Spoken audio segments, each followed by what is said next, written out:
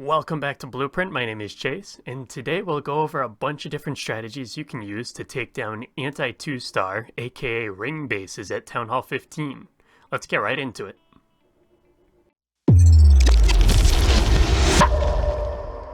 Most of the clips we'll see today will be from Town Hall 15, but you can use these tips for any level of ring base to get that triple.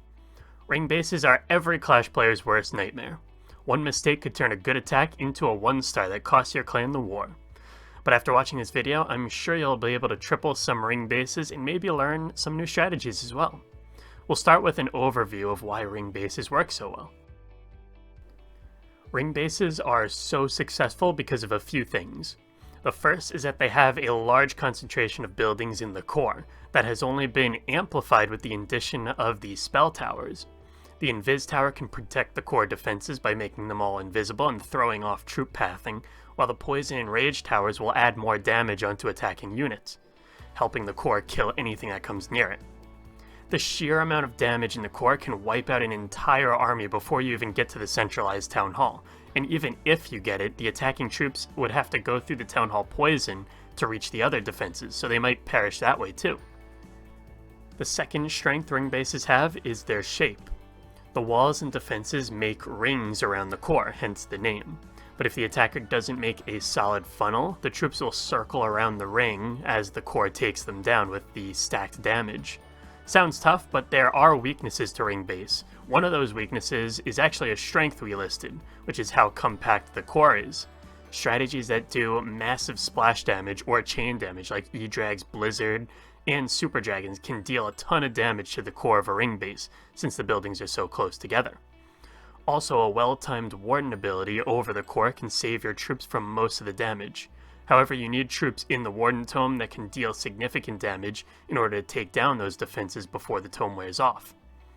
Another weakness is the lack of damage in the outer ring of the base, which can help the attacker for funneling. So let's use what we know about ring bases and apply that to a few attacks that can be used to triple them. E-Drags are amazing against ring bases because of their chain damage.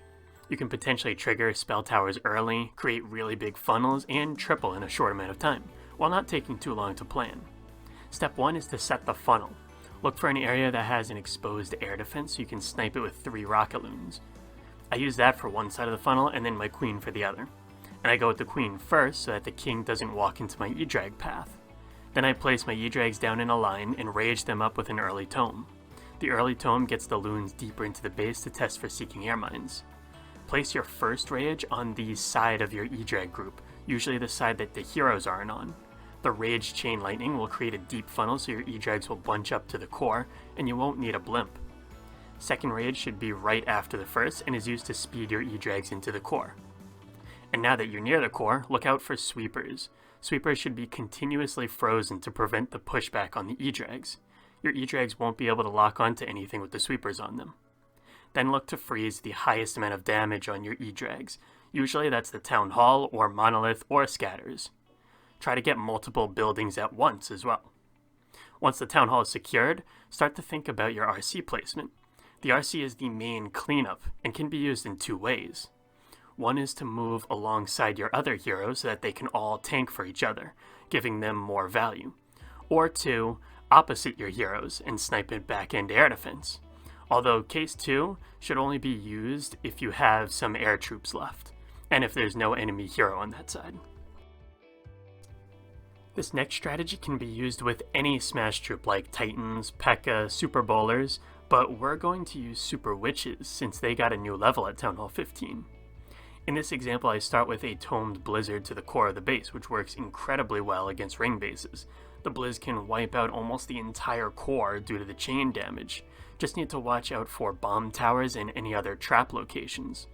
Try to land directly on a giant bomb location, if any, so that the goblins out of your blimp trigger them first, and then your super wizards will be safe. You don't need your warden since super witches are really tanky, but you can bring a recall spell if you'd like. I feel the recall works better with Blizzard Lalo, since Lalo doesn't use too many spells and the loons have less health. Next, I lure the CC troops to a corner and use my queen to take out the tanky CC troops or a baby dragon to get the squishy ones. Then I drop the witches and healers to move into the base through my wall break. The king is used on the outside with a couple regular witches to force the super witches into the middle ring where they can reach the remaining core defenses. And you can pretty much let them go from there. Rage up when needed and freeze to save your heroes as they deal the most damage. I typically save one freeze for my RC as she cleans up the fastest and I can keep her healthy so I don't time fail.